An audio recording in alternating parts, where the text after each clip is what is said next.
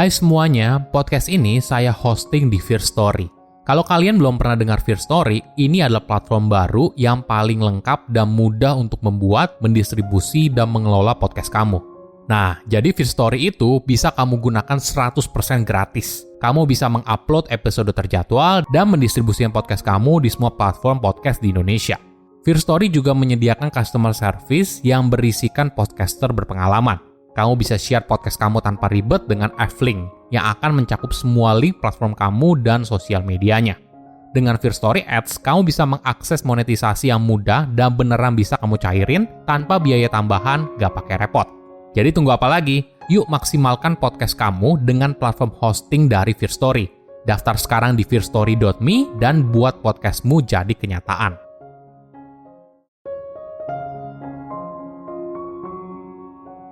Rencana yang bagus adalah rencana yang dijalankan dengan penuh komitmen dan tanggung jawab. Jika tidak, rencana hanya tinggal rencana.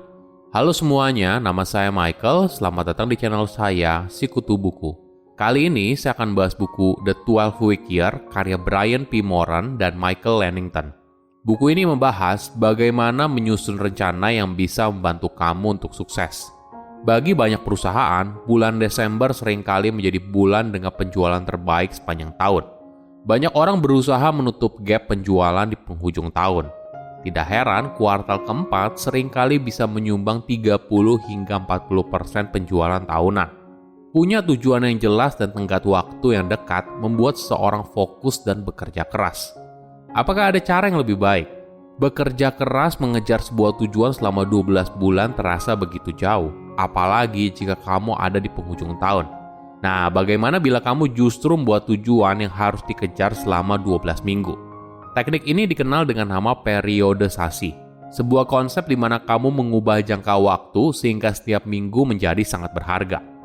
Berdasarkan pengalaman penulis, banyak orang punya kapasitas untuk meningkatkan 2 hingga 3 kali pendapatan mereka hanya dengan secara konsisten menjalankan apa yang sudah mereka ketahui. Meski begitu, banyak orang masih terjebak dengan pemikiran kalau mereka butuh ide baru. Karena ide baru itu secara ajaib bisa membuat semuanya menjadi lebih baik. Padahal mengerjakan sesuatu secara konsisten yang bisa membentuk kesuksesanmu.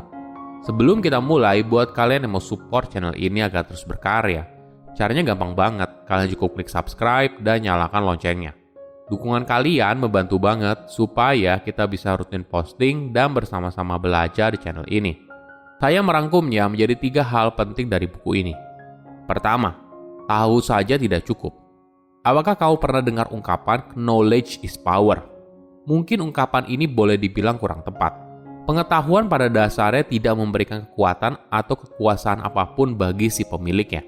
Tapi kekuatan itu berasal dari apa yang dilakukan seseorang dengan pengetahuan tersebut. Intinya, sebuah ide hanya kuat apabila kamu menjalankannya. Contohnya begini, sekitar 65% orang di Amerika Serikat mengalami obesitas. Hal ini terjadi bukan karena kurangnya informasi. Ada sekitar 46.000 buku diet yang tersedia. Industri diet dan pusat kebugaran bernilai 960 triliun rupiah setahun. Setiap orang tahu dalam dirinya kalau mereka harus makan lebih sehat dan olahraga lebih rutin. Tapi mereka hanya tahu, namun tidak benar-benar menjalankannya. Sama halnya dengan di dunia bisnis. Mungkin saja kamu tahu sebuah ide yang menarik dan punya peluang besar untuk sukses. Tapi sebuah eksekusi yang membedakan segalanya. Ide hanya dihargai apabila dieksekusi dengan baik.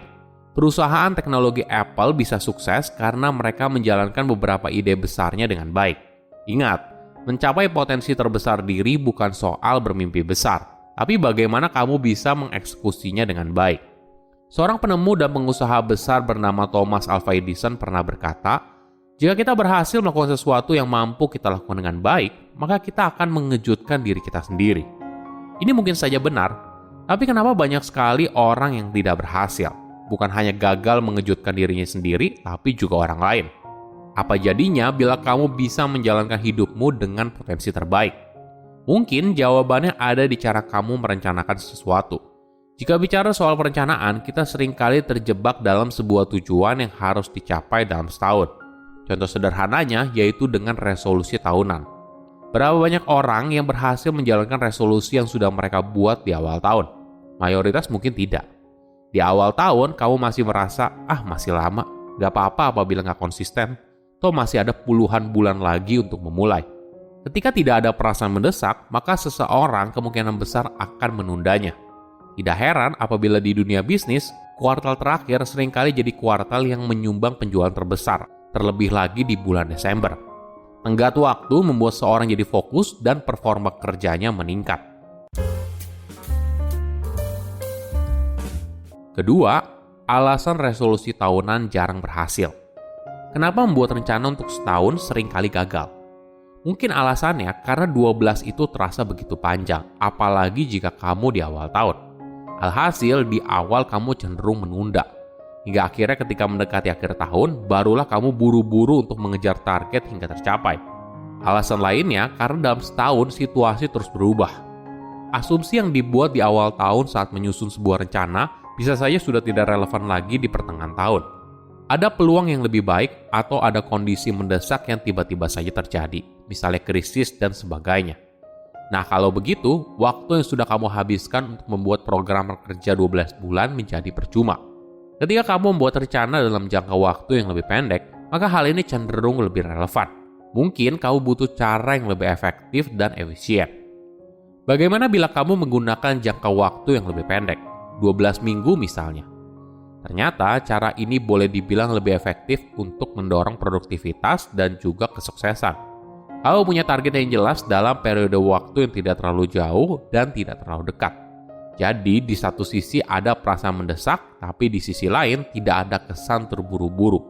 Alhasil kita jadi perlu membuat setiap hari menjadi sangat berharga. Atlet berperforma tinggi adalah beberapa orang pertama yang menggunakan periodisasi. Teknik yang memisahkan satu keterampilan yang perlu dikembangkan, lalu menyempurnakannya dalam waktu singkat sebelum beralih ke keterampilan berikutnya. Tetapi pendekatan yang sama bisa kamu aplikasikan untuk bisnis atau untuk tujuan apapun dalam hidup.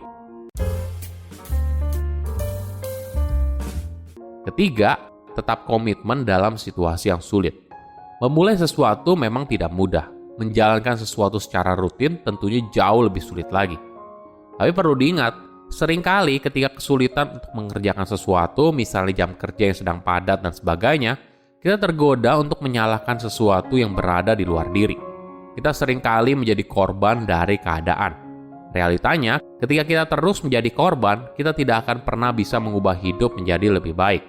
Apapun tujuan yang ingin kamu capai, pasti ada masanya ketika kamu berada dalam situasi di mana sulit sekali kamu menunaikan komitmen yang sudah dibuat. Tentu saja ada masanya kamu berada dalam situasi yang di luar kendali. Namun kamu masih tetap punya kontrol bagaimana memberikan respon. Ini yang disebut sebagai tanggung jawab.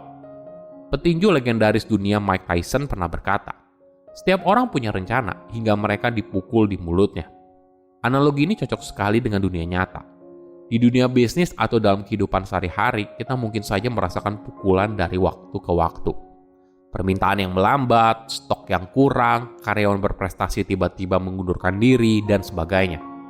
Bagaimana cara kita bisa tetap pada rencana awal, terutama ketika berada dalam situasi yang sulit? Mungkin kita menjawab dengan semangat juang dan keteguhan hati. Sayangnya, dua hal ini tidak bisa membuat kita bertahan dalam jangka panjang. Bahkan atlet profesional dunia sekalipun ada masanya ketika dirinya sedang merasa malas latihan tapi tetap berlatih. Kenapa? Karena mereka punya jadwal yang jelas dan pelatih yang mendorong mereka untuk menjalankannya. Tentu saja, tidak setiap orang punya sumber daya yang sama. Tapi yang bisa kita ambil hikmahnya adalah rencana mingguan dan bagaimana membuat kita bisa bertanggung jawab pada rencana tersebut. Dalam periode rencana 12 minggu, aksi nyata juga terus dibagi detail per hari beserta target yang harus dicapai. Setiap tugas yang dikerjakan seharusnya mendekatkan kita pada tujuan yang kita inginkan. Ingat, kita tidak bisa sukses sendirian. Kita butuh orang lain yang membantu kita. Jadi, ketika kamu punya orang lain yang saling mengingatkan tujuan besar yang harus kamu capai, maka hal ini membuat kamu jadi bertanggung jawab. Tidak heran ketika seseorang ingin mulai berolahraga, ikut sebuah komunitas olahraga memberikan hasil yang lebih baik daripada hanya berolahraga sendirian. Silahkan komen di kolom komentar pelajaran apa yang kalian dapat ketika baca buku ini. Selain itu, komen juga mau buku apa lagi yang saya review di video berikutnya. Saya undur diri, jangan lupa subscribe channel YouTube Sikutu Buku. Bye-bye.